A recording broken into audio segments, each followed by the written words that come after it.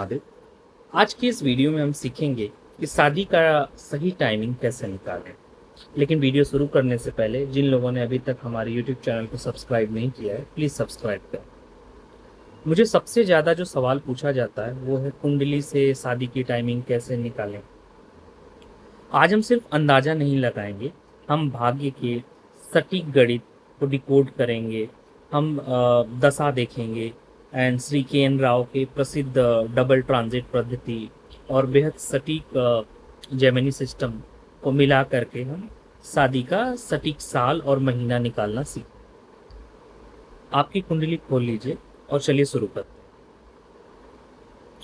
सबसे पहले हमें देखना चाहिए प्रारब्ध कर्म। इससे पहले कि हम यह पता लगाएं कि आपकी शादी कब होगी, हमें चार्ट से ये जानना होगा क्या शादी के योग हैं और क्या कोई डिले है।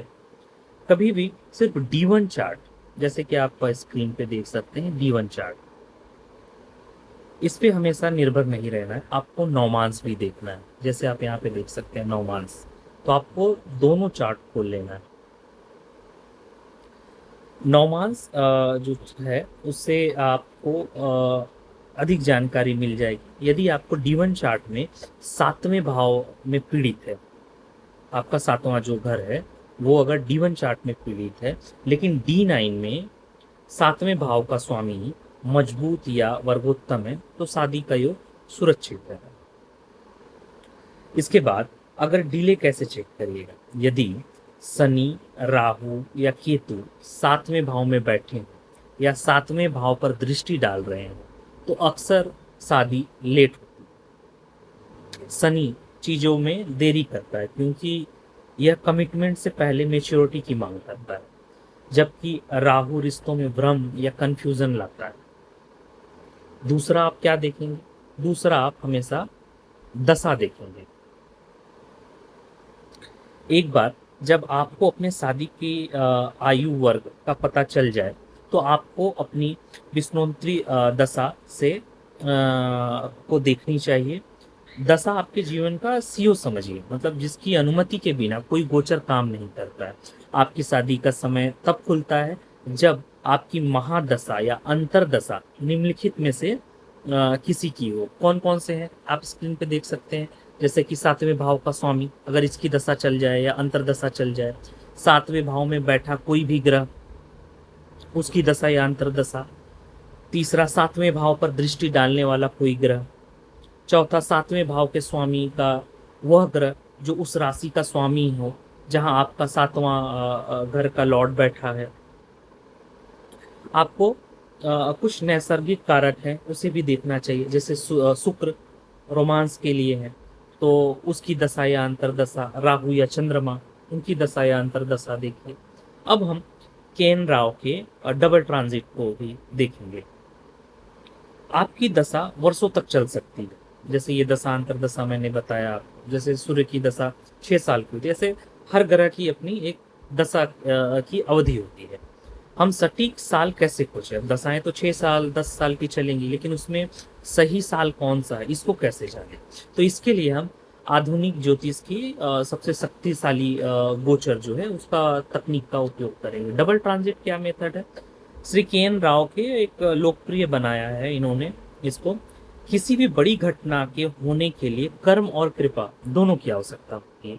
शनि समय और कर्म का प्रतिनिधित्व करता है, जबकि गुरु कृपा और आशीर्वाद का प्रतिनिधित्व करता है। नियम क्या है? गोचर का शनि आपके लग्न लग्न स्वामी 7वें भाव या 7वें भाव के स्वामी पर दृष्टि डालना चाहिए या वहां स्थित होना चाहिए। ठीक उसी समय गोचर का गुरु भी इसी अक्ष पे दृष्टि डालना चाहिए।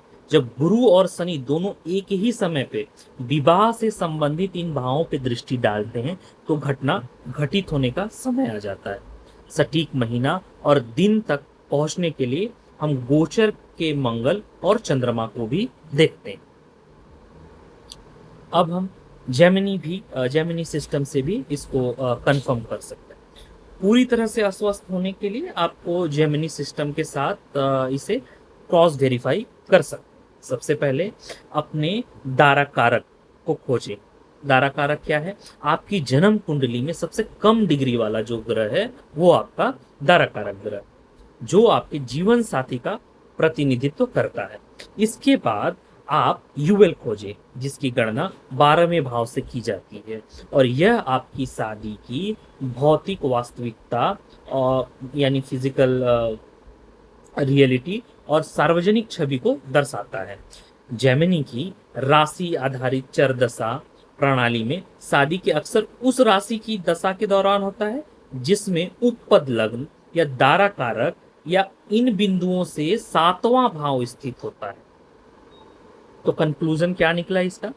आप अपने शादी का समय निकालने के लिए आप सिर्फ अंदाजा मत लगाइए, आप D1 D9 चार्ट का योग खोजिए, उसकी दशा कब एक्टिव होती है, उसकी विंडो कब एक्टिव होती है उसका पता लगाइए। शनि और गुरु के डबल ट्रांजिट का उपयोग करके साल तय करिए और जेमिनी चार दशा के साथ इसकी पुष्टि कर लीजिए।